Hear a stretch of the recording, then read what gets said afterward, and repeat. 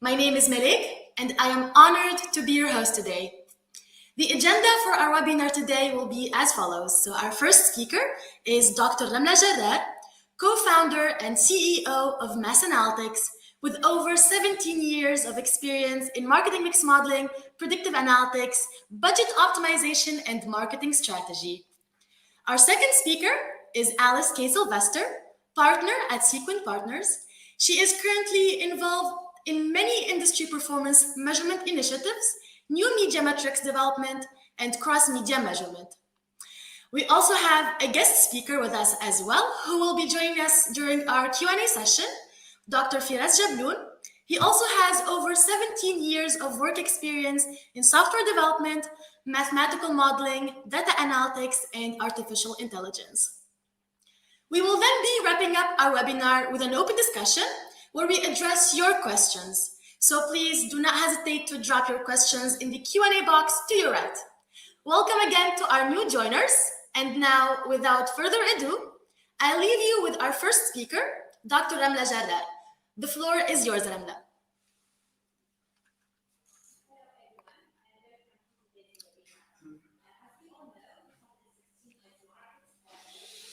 Of the era of cookies. And obviously the release of the GDPR back in 2016, followed by the CCPA Act in 2018, was pretty much a death sentence for any methodology that relied on cookies. And here, MMM was a good candidate to fill the gap when it comes to the measurement industry. And we do think that there is a legitimate place for MMM here, because the fact that MMM would be a good solution that could stood the test of time is first because no matter how granular the MMM can get, it will always be compliant with the new privacy regulations. As we know, by construction, marketing mix modeling is based on aggregate data in which the privacy of the customers and the consumers will be always respected. And I think the other element that made marketing mix modeling really a very good candidate in order to fill in the gap that has been left because of the disappearance of cookies is because that marketing mix modeling today could provide the granularity that a lot of the brands are seeking. And I think the reason for which that granularity has been made possible, it's because of two things. The first ingredient that made this granularity possible is the fact that marketing mix modeling technology has progressed. Meaning that there is a lot of methodologies that are now being made possible to be used in the context of marketing mix modeling. The first one that I could cite is the point regression, whereby, for example, we can look at different regions and get the most out of the granularity that we can get in there. The second one is the nested modeling, where we can, for example, look at the direct and indirect impact of many channels run at the same time and understand how the different interaction between the different media channels, be it offline and online, could be interacting. The third one is the log linear. That is really a step up when you compare to the linear modeling, and where we can easily measure the synergy impact between different media channels. I think the other elements that made marketing mix modeling being more granular when you compare it to where it used to be before is the fact that media platforms were really conscious about the importance of providing granular data to MMM. And that's why we see the likes of Google and then Facebook providing specific feeds for MMMs. And that makes it really possible for the likes of us, the likes of people that do the measurement, to be very granular in the result that they provide, which is absolutely what the brands are seeking. Now, if we want to define granularity, for us, I think that there is a trinity, or there's a triangle through which I would like to define granularity. The first one is the variables part. Here, what the idea is to say that campaigns are never constant, they are never the same. And it's very important that any MMM exercise gets into the granularity that the variables offer. For example, when you look at a campaign, creative change, the format change, the objective of the campaign change, the execution level of the campaign changes. So that's why it's very important to incorporate these particular features in the way we deploy and we measure marketing mix modeling. And that's why in any MMM exercise, if you want to provide granular results to our clients, it's very important that we get a very rich data set, and the universe of variables we have can translate the different elements of the execution of the campaign. The second one is the regions. What I mean here is that instead of looking at sales or your KPI at the total level, it's very, very important to look at it through different regions, different DMAs, for example, in order to understand how the response to media and marketing differ from one DMA to the other. Deploying random effects, pull regression, help us a lot when it comes to adding that layer of granularity, of regionality in the way we deploy marketing mix modeling. The third part of my triangle or my trinity when it comes to granularity in MMM is the customer segment. And here the idea is not to treat all the customers the same and to acknowledge that there are differences in the way customers respond to media and marketing.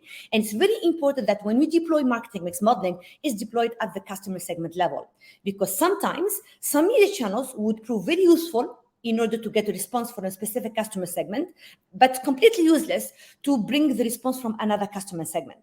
And I think that I couldn't find a better person to present this granularity when it comes to the customer segment level than Alice, that will be presenting us with the findings of the CMM white paper. Thank you, Ramla. Thank you very much. Now, before going to our second presentation with Alice, I would like to remind our attendees and those who just joined us to send their questions in the Q&A box, and we will be sure to address them in the Q&A session. Now, I leave you with our second speaker, Alice K. Sylvester, and the zoom in on customer segmentation. The floor is yours, Alice.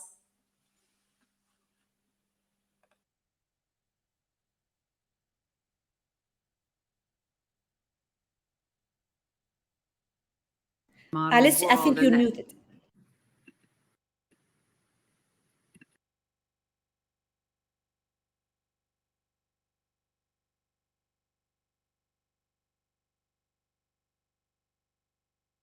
You how many new ways there are that marketing mix has really experienced a renaissance of interest in the tool.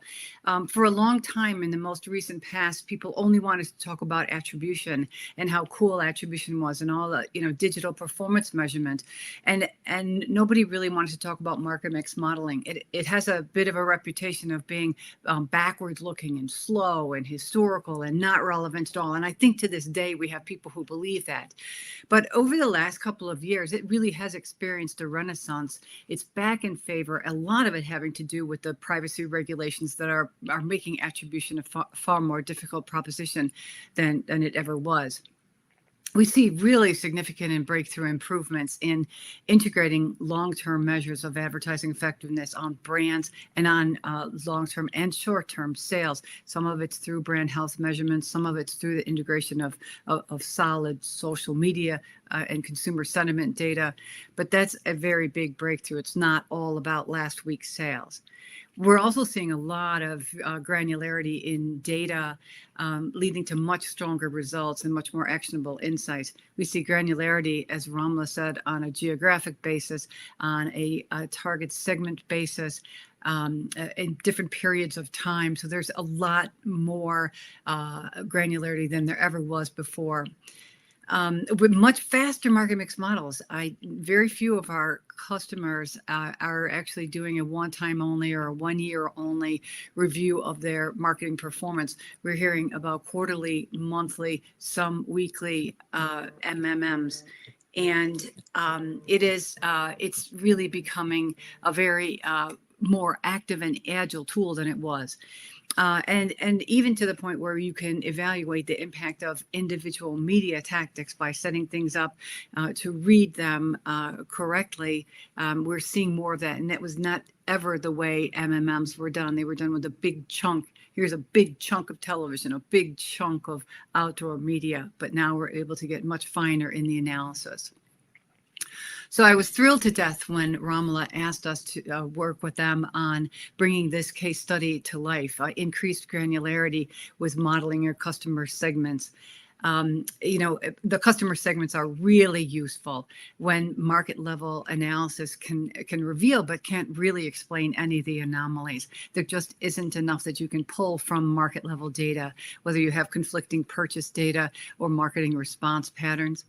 It's also really useful when your business strategy calls for a move away from market level into customer segments. And a lot of the customers, particularly retailers or some of the marketers, are having first-party data, and they're looking to see the customer segments within their data and extrapolating that out beyond. Targeting, personalization strategies all come from analysis of different segments and their needs and the messages that are most attractive to them. And it also works when you have longitudinal and behavioral CRM data available. So a lot of it always comes down to the data and the ability to work with it. So here's our case study. I'm very excited. A retailer asks a very topical question: can we bounce back from COVID? COVID hit all the categories and retailers in particular. When COVID hit, the consumer frenzy stocked up. I know I stocked up on a couple of categories. There was reduced store hours due to the stay-at-home orders, and our retailer made the decision to cut their media spend close to 40% to hang on to their profits that year. So as a result, between 2020 and 2019, their overall sales declined almost 5%. And their question to Mass Analytics was whether or not COVID had changed their consumer shopping behaviors like forever. Was this done and they were really going to suffer these kinds of things? So the first step was doing the market mix models, was decoding kind of the macro problems. And the macro problems were that the diminished response to a variety of key promotions after that initial stock up. And as you can see, the big spikes in sales associated with the early part of COVID, and then it really kind of trailed off after that. It also revealed, when they looked back at it in 2019, something they should have known ahead of time, was that there was a diminished response to their really big promotions in the first place. So they were kind of experiencing this loss of the ability of their big key promotion periods to drive sales the way it had in the past. So that was very troubling. It also revealed kind of this unexpected reason for the decline. It's like, of course, it was COVID and all the lockdowns. Of course, there was seasonality that explained some of the declines, but the competition, the impact of competitive behavior, was news to them and a big surprise to them. It accounted for 3% of the sales decrease between the 2 years, whereas COVID was only about 2% and seasonality was only 1%. So you see that it was very unexpected that competitors were driving some of the change. So what happened is that the competitors really reacted differently when COVID hit. While the brand that we're working on cut their spend, their competitors continue opening new stores. They actually increased their spend by over 20%, and overall, the whole category reduced their spend by only 40%, where our retailer was up as high as 40%. And so it begged the question, what kind of shoppers were they losing to their competitors, to COVID, and what can they do about it? The first thing was clear. They needed to investigate their CRM data. So Mass Analytics clustered the customers into manageable set of segments, exhibited the greatest contrast in their shopping behavior. And there were two groups that emerged fairly quickly. There's the routine shoppers who come all the time, buy a wide variety of products, and they generate high and moderate annual revenue for a retailer. And then there's the drop-in people, the opportunistic people who shop pretty selectively for a variety of purposes, and they generate low annual revenue per person. And this is how the two groups broke out: high frequency shoppers, occasional shoppers. I think this makes perfect sense. We start there with their shopping behavior. But then they needed to put the size and the sales revenue associated with each one of these groups. And we have all the way to the left, the high frequency shoppers. Their size was about 8%, but they represented close to 25% of the sales that were generated for the entire operation. Regular shoppers also, but they represented a lot more of the shoppers, like about a quarter of the shoppers, but also accounted for almost 40% of the sales. So that we can see there's a disproportionate size of each one of these segments, and their contribution to company revenues was very, very different. The bar that's sticking up in the middle of the chart, the holiday and event shoppers, there were 26% of them, but even though there were a lot of them, they only represented under 10% and 9% of the sales volume for the whole chain. So this was very, very illuminating to see the contribution, the size of the segment and the disproportionate contribution to sales. So they began to know where they could drill in. And this became a whole segmentation scheme, that came out of this particular analysis. We have the clusters on the side.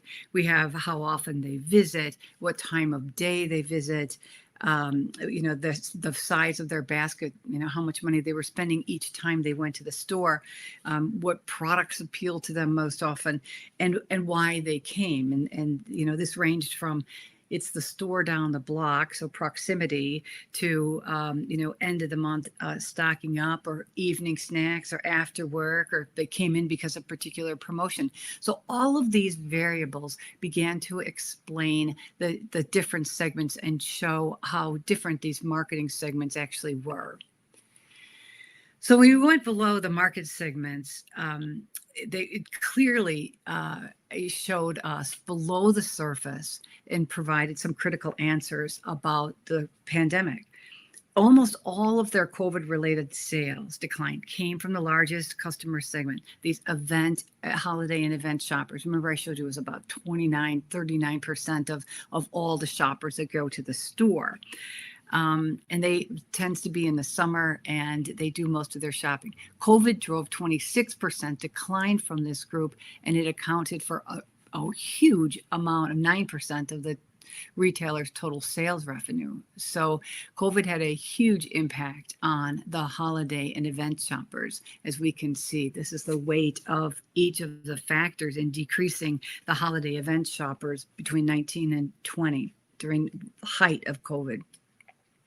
So COVID really hit this particular segment. But there was a very interesting silver lining that was detected, during the pandemic. The COVID also drove sales increases of about 2% in after-work shoppers. So amidst store activity, store activity was diminished. There were renovations. That was the strongest negative effect on the after-work shoppers. So, there was another factor at work in addition to COVID, which again surprised the marketer very much to learn that their reduced hours and the things that were happening with them became such a huge impact on diminished sales. So they showed that only 2 segments were being lured away by the activities of the competitors. And interestingly enough, and this doesn't happen enough in life, that the same groups were impacted by COVID as were impacted the most by the competitor. It's that holiday and event shoppers, the incidental shoppers who come very specifically for very specific reasons, and the after-work shoppers who made this kind of a habitual drop-in on their way home. So the two of those segments accounted for about a third of the retailers' customers.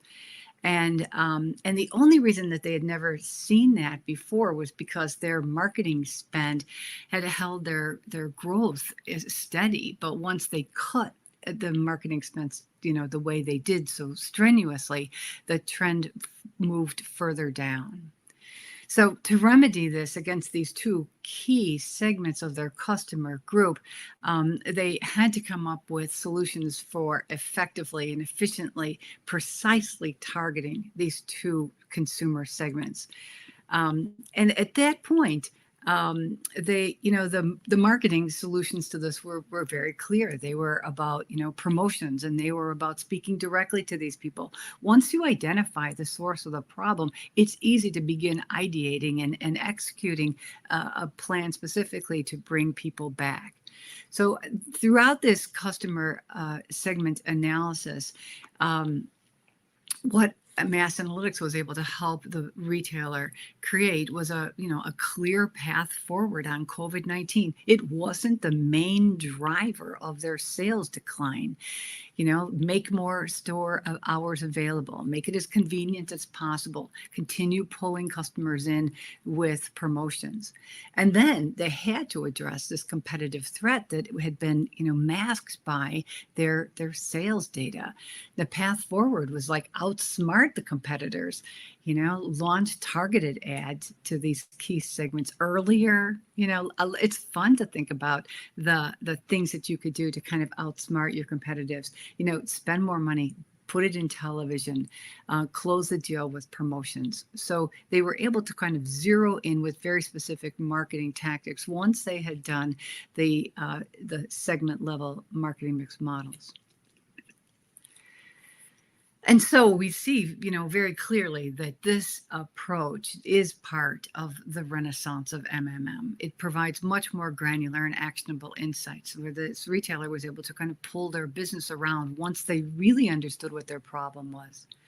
Much better suited for measuring the connections of the brand relationship with the customers than market level analysis.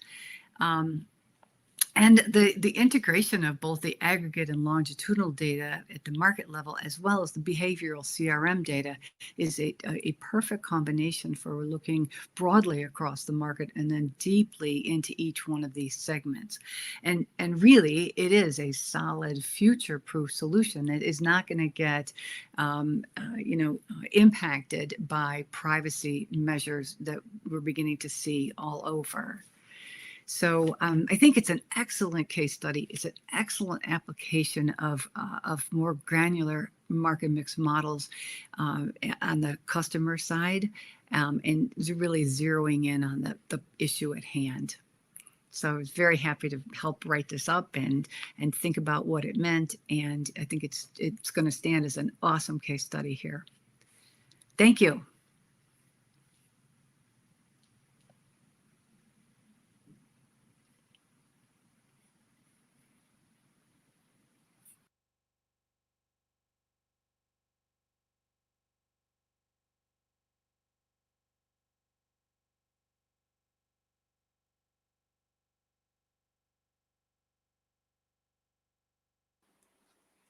Hi, I think I was muted, so I'm gonna thank Alice and Ramla once again for their presentations. They were very insightful. And those who just joined us, I would just like to tell you that the recording will be on our website. So if you missed the beginning of our webinar, do not worry. Now we're going to move to our Q&A session. And I'd like to remind our speakers that you can chime in even if the question was not originally directed to you. So our first question from Dwight for Ramla. So Dwight is saying, could you elaborate more on the idea of an ecosystem? What do you think the part of MMM could be in this ecosystem? And our admins can put the question up on the screen for our audience. So Ramla, I think you have your camera off and your mic off. So this question is for you, Ramla. Okay. Hello, everyone, again, and thank you very much for the question. Alice, if you want to step in to elaborate further on this for the ecosystem question. So here, I think we are hearing more and more about this, meaning that can we use different methodologies, say, for example, marketing mix modeling, MTA, lift studies, and how can these methodologies coexist with one another? I think that's a very interesting question because I do believe in complementarity between methods. methods. I don't think that there is one that is superior to anyone and one that will be a miracle and bring all the answers. So that's why I think it's very important to be listening all the time to all the studies that are being made in the measurement field by the client. If I have, for example, a lift study, what I would do is that I will look at those results. And in my marketing mix modeling, I will watch on the impact that my equation is giving me for a particular channel. And I will make sure that I compare the lift that I get from MMM with the lift that I get from the lift studies and see whether it makes sense or not. Same thing for multi-touch attribution. I have many clients who use a lot of multi-touch attribution, and they have very granular results when it comes to the different digital platforms that they are using. What we do in this instance is that we take this as an input and we drew our hypothesis based on those measurements that are being done by the MTA, because we know that MTA can give you very, very granular results. MMM sometimes struggles to find its way. So that's why when we take these as hypotheses and we test them in our models, it will help us shed more light onto the digital channels, even the ones that we have spent a lot of money on, to see whether they have worked or not. So I am a big fan for the evolvement of the ecosystem and use different measurement methods at the same time in order to validate the result that we can get from marketing mix modeling. And I don't think that marketing mix modeling should work in silo of the other methodologies.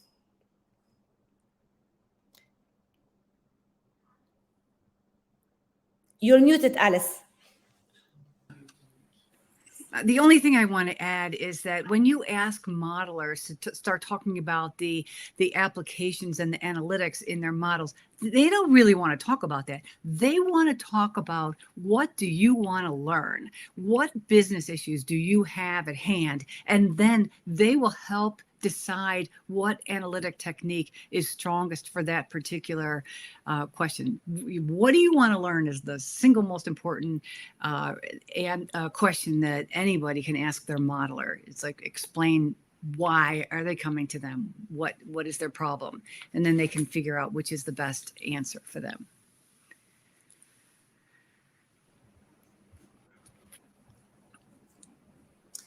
All right. Thank you, Ramna and Alice. So our second question is from Alicia. Alicia is asking, are the granularity elements mutually exclusive?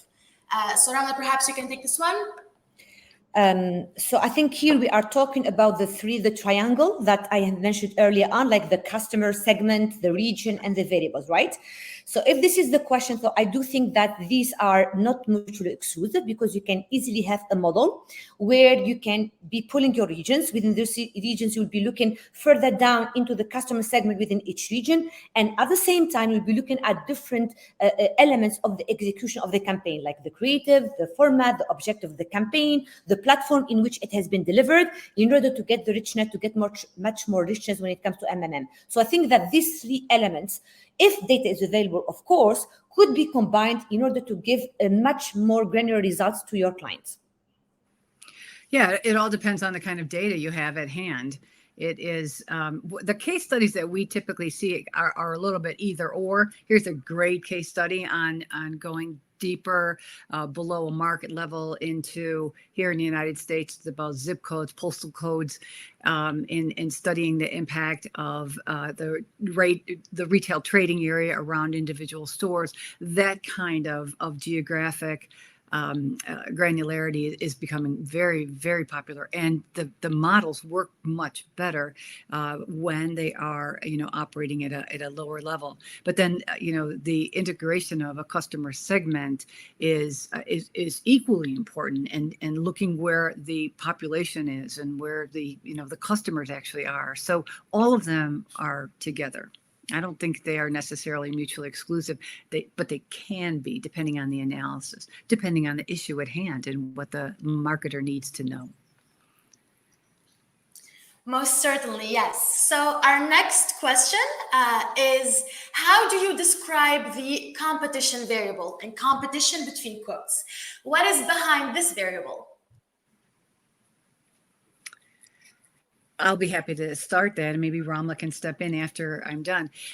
In this case, it's what data do you have on the behavior of your competitors? What broad activities did they have? What's their spend? Monitoring your competitors is a very, very important project and a very important initiative. In all of marketing, you need to have a handle on what they're doing, where they're doing it, and why they're doing it, how much they're spending, when their spending comes in. It gives you so much information about what your consumers are experiencing and what they're being subject to from other competing, competitive messages and competitive weight levels. So,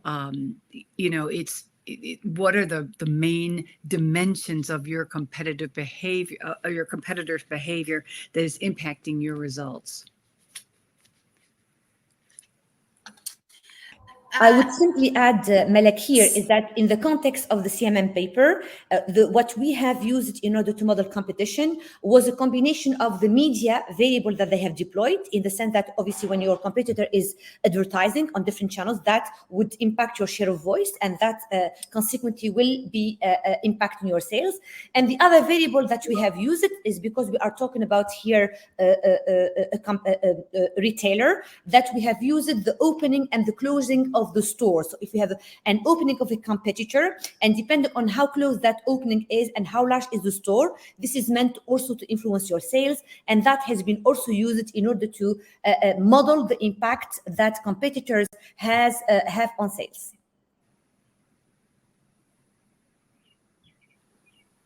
All right. So our next question is to Alice. So Alice, Bilal is asking, was the segmentation based on behavioral CRM or anonymous web data? Oh, Ramla, the case study was based on behavioral CRM data, just the shopping behavior, the number of times they went to the store, the amount of money they spent in the store, day of the week shopping, time of day shopping. Retailers have a lot of data on their customers, and you can, on their customers' shopping behavior. And that's what was the foundation of the segmentation.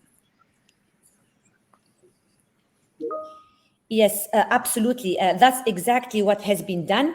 And I would say that perhaps one of the most interesting parts of this segmentation is to come up with the features that would describe those segments. Because obviously what you get from your retailer is a lot of raw data with a lot of behavioral data.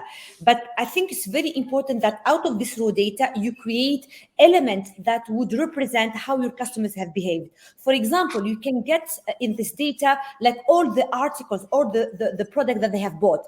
And perhaps what you need to think of, for example, is to create a variable that captures the VIP products that these customers would buy, in order to see for each customer what is the share of the basket that would go for high-end product. And that's how you would distinguish VIP customers from normal customers. And these features are not present in the raw data. The analyst has to think about different combinations. He has to be creative in the way you construct new elements, new features, in order to distinguish between the different segments. And I think that is a very interesting exercise to do, because when you start this exercise, it's not written on a table. It's something that you discover as you go, and as you keep discovering those elements and features, it becomes really interesting, that element of segmentation and behavior segmentation. I think this is a perfect mix of modeling art and science. There's a lot of art to this, and there's a lot of science to this, and it blends both of them.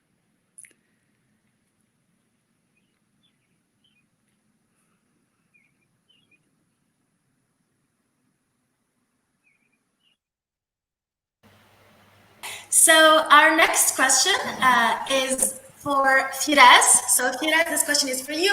By payment, is the segmentation used as an input to MMM?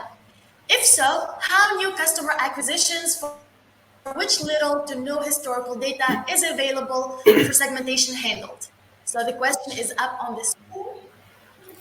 Yeah, indeed. So we use the segmentation results as input to the MMMs in the sense that if we build one MMM model for every segment, and indeed there may be an issue with the new customers for which we don't have enough data, and we did indeed exclude those customers from the segmentation by tracking a feature, a recency feature. So any customer who didn't use our client for enough time was excluded from the segmentation results. So the idea here was to build models that will reflect certain behaviors that will allow the client eventually to build marketing strategies based on those behaviors, and then to target each segment using different media channels and different media messages. So if a client or we don't have enough data for that client, will be excluded from the segmentation results.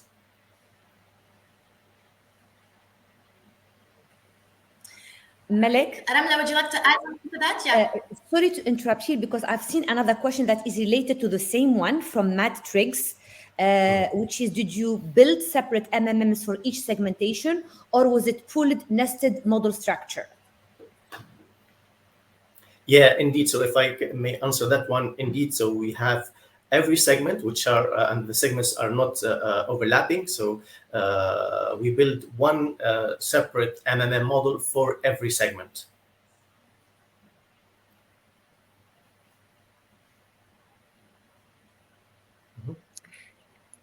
Yeah, I don't know that was clear enough in my presentation that an individual market mix model was created for each one of the segments in order to really understand the behavior and the implications of the segment on the sales, total sales.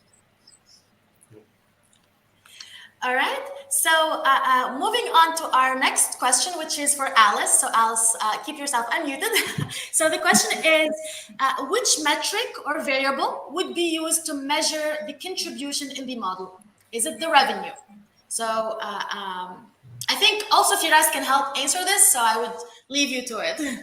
Well, generally, the output of a market mix model is a revenue estimate, or an efficiency measure. For every dollar spent, how many dollars in sales or profits does the advertising generate?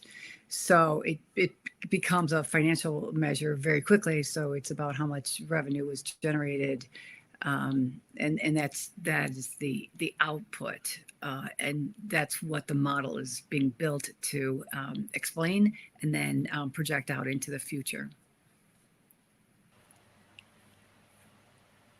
Yeah, indeed, I agree with Alice. So we could have built models, for example, where the dependent variable is footfall, but in our case, we used the revenue indeed. Right, there are a lot of footfall MMMs now. What else? But mostly it's short-term sales. There's also a move afoot. Get it? There's a move afoot to integrate longer-term sales, so a longer-term effect, not just an immediate response kind of sales. So that's also occurring now. All right. So our seventh question is also for Alice.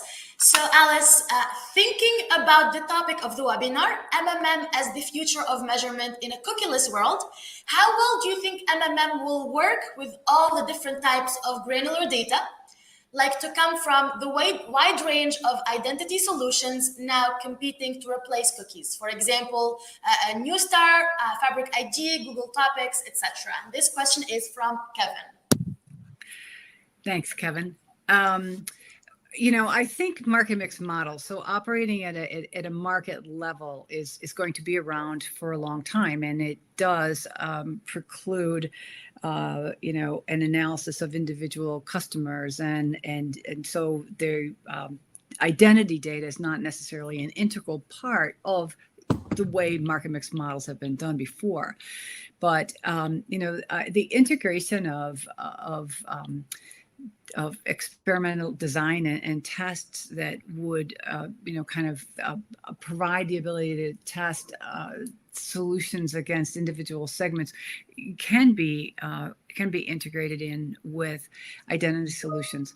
I do think the question, a very real question the industry is wrestling with right now, is what happens to identity solutions, with privacy, and how much more aggregated should most of the identity solutions be, in order to maintain, consumer privacy. So there is so much going on in the identity area, and you could run a whole scenario where you say that identity isn't going to have anything to do with market mix models because you are using store level data, market level data, things like that. But what's really happening is that there's this integration of individual data that relies, not individual necessarily, but data that relies on identity resolution data. And so it's integrated in order to get more insights at the consumer level. And the whole thing is just a big, huge pot that's stirring and stirring and stirring. And I don't know exactly where we're going to end up on all of this. You can't get much granular than individual data. So if we can't have individual data, you go up a level, go up to a cohort of some sort based on some, like behavior. And that's where identity resolution will, identity practices will take place up at a slightly higher level than individual data. And as long as that's accurate and validated work, we're all very excited about it. Absolutely. So Alice, stick with me here. So this following question is to you and Ramla. So this question is from Ravi. Ravi is asking, how do you measure the impact on different duration copy of the same TV campaigns, as there are chances of high collinearity between these two copies? So Ramla, you take that. You take that. Put it on the screen. So can you repeat the question, please, Malik, or put it on the screen? Most certainly, yes. Thank you. Yeah. So How do you break the multi-collinearity of campaign lengths? Absolutely. So that, in a way, holds for anything in marketing mix modeling, be it the copy length, be it different digital media channels being played at the same time. And that is an eternal question for marketing mix modeling.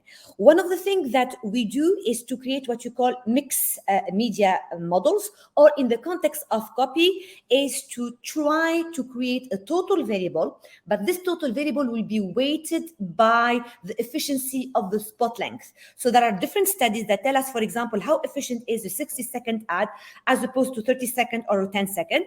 And we can use those weights in order to sum up in a weighted sum all these copies. So we create one variable instead of 3 or 4 or 5. And that will help us overcome a little bit the question of multicollinearity. The other thing that we can do is that we can apply different weights.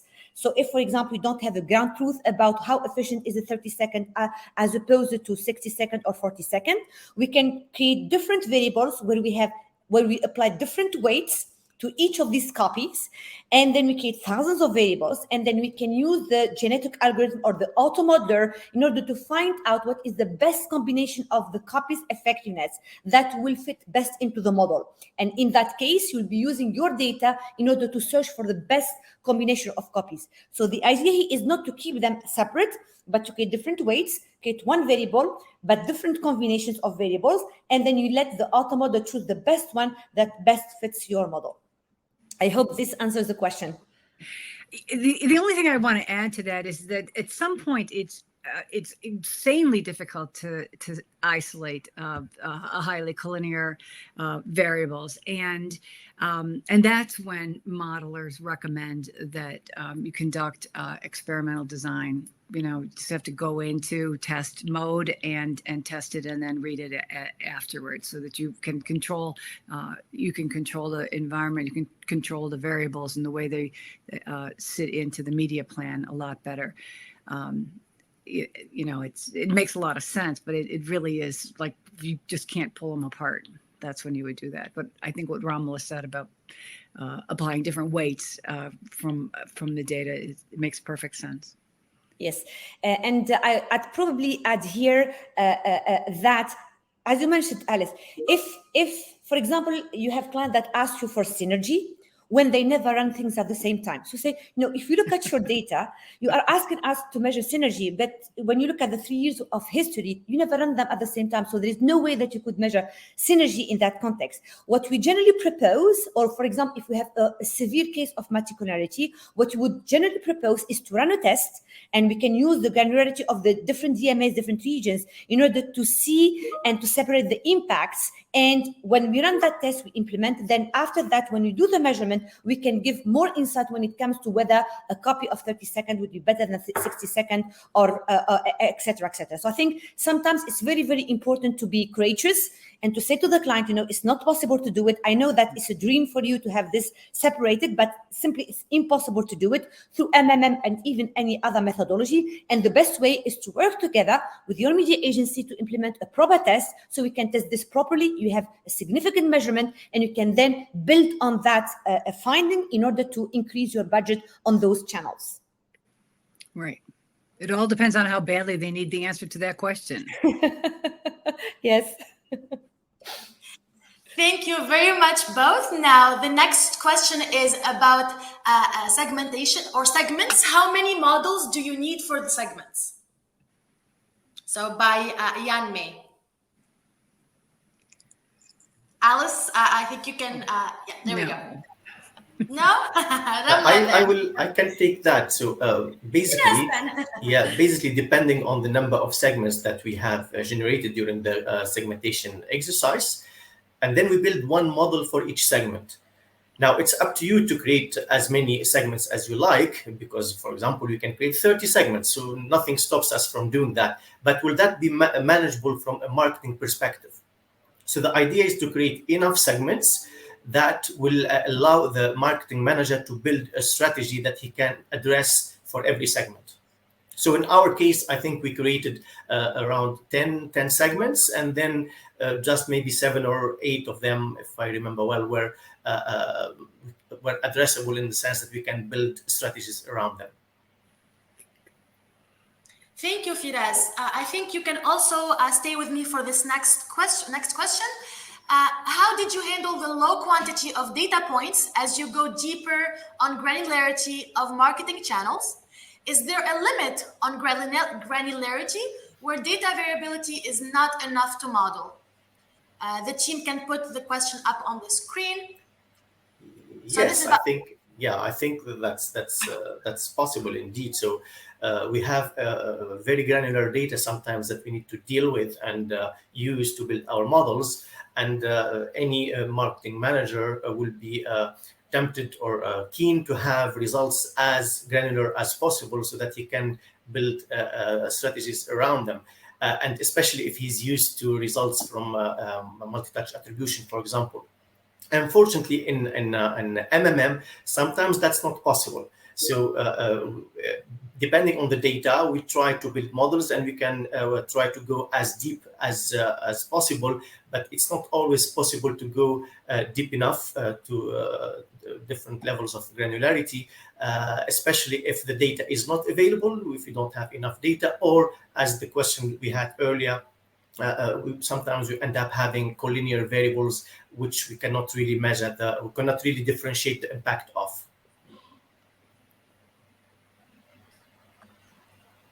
Most certainly. Thank you, Firas. So let's move on to the next question. How did you handle the impact of a marketing channel let me read that again. How did you handle the impact of a marketing channel that has on other channels? For example, TV investment impacting contribution of digital channels. Yeah, I can take that as well, unless Alice has something to add here. So usually this is a typical problem that can occur, and if I use the mathematical term for it, leads to an endogeneity problem, where we have one endogenous variable that is included in our model, which has impact, which will have other exogenous variables affecting it. Like in the example here, you can have TV investment, affecting some digital channels. For example, a typical example of this is search. For example, is something that we observed quite a lot, where different media channels will affect search, Google search or other types of search. And if we don't take that into account, we'll be dealing with an ingenuity problem where the results may not be as accurate as we want. So we have to have a solution to that. And the way we handle it at Mass Analytics, for example, is using nested modeling, using two-stage least squares methodology, where we build a model for the endogenous variables, for example, search, and then where we explain it using the other channels and TV variables, for example, and then we nest that model into our main sales model. I think it's really important to model the interactions between the media vehicles, because if you don't, you're getting only a very strange view of the contribution of each one of those vehicles on sales. You know, it's really important to see how they, because we know that they interact and they stimulate each other, and the effect of, you know, television on search, or all the way through. There are multiple interactions across the ecosystem. Yeah, and if you don't do that, if you don't take that into account, what will happen is that we may overestimate the impact of search, for example. Whereas there are the impact that we'll be measuring for search will be actually driven by other channels. And this is the benefit of using nested modeling in this case, in addition to solving this problem, is it allows us to measure the direct and indirect impact of different media channels. And this will be very informative and very useful to the marketing manager. Right. All right. Thank you. So the next question is to both of you, in fact. So stick with me. Ravi is asking, MMM provides short-term ROI. How can we measure a long-term ROI, as brand equity plays a crucial role in determining long-term ROI? You guys go ahead first, and I'll comment after. Yes? It's for me. Yes. So maybe the first question to ask here: what do we mean exactly by long term? So sometimes for some people, long term is just 3 months. For others, it is a couple of years, and for others, it is 10 years. So depending on the definition of long term, we can put a strategy in our MMM model that will allow us to measure that. And there are different ways of doing it. For example, if you believe that some media channels have long-term effects, so a technique that we apply is to build a model for our sales, which are delayed and smoothed, and then we nest that back into our model, and that will allow us to measure the long-term effect. Other techniques is to split the decay variable of the different media variables into two parts, using what we call in our software, we call it like a cutoff, where, for example, we say that the split between long-term and short-term will be 3 months, for example. Then we put a cutoff there, and we split the media variable into two parts, and that will allow us to get a coefficient for each part, the short-term and the long-term. And by doing that, we'll be able to calculate the contribution of each one of them, hence the ROI for each one of them. You know what else I have seen? We do a conference every year called the Attribution Accelerator, and some of the presentations on long term have linked it to the media that are being used. So there are media that are all about short term, where you don't see an extended impact. We always talked about promotion being one of those, or some of the digital ads have a very short extended time frame. But some of the other media, in fact, Nielsen Catalina NCS has come up with the determination that television is upper funnel generating advertising awareness and things like that, and that the media themselves split in their ability to generate long term. And so they approach evaluation of each of the media vehicles, of the media channels differently based on their belief in how they generate long-term sales impact. So they take it from a different direction. The ability of television campaign to generate positive brand sentiment is factored into the television weight in the model. Thank you, Alice. And thank you, Firas. We only have time for one more question, unfortunately. So this next question is by Fred. So Fred is asking, MMM has traditionally been a long and expensive exercise, 6 months, 6 figures. Opportunities have been presented recently that are only 6 weeks and a fraction of that. Has technology contributed to this level of cost and speed reduction? Is it soon to be a DIY exercise? Hi, Fred. You're totally right that the ability to do models faster and more discreetly is definitely driven by availability of data and technology. Absolutely. It's accelerated so much from the way things used to be. Personally, how do I feel about DIY market mix models? I think they're pretty dangerous. I think anybody with R or Python can run the program, but understanding media and understanding what is behind these numbers is excruciatingly important. And that's where I don't necessarily see the expertise to run DIY market mix models. It's the kind of errors that we have heard over the last couple of years from data scientists talking about fundamental media terms, media characteristics that are just simply demonstrate how little they know about the media environment and the way media works to generate advertising response is just scary. So at the moment, I know the technology is out there. I know there's a lot. Every time you turn around, there's new companies coming up. We haven't talked about AI, the ability of the computer to run itself, on this. But I think we still have to have a high level of understanding of what is behind the numbers and what the media data actually is and means. I can only agree with you, Alice. I always say that marketing mix modeling is 70% consumer behavior, media understanding, business understanding, and 30% statistics. And we cannot give models for marketing mix modeling to pure data scientists that have no knowledge, no background in media.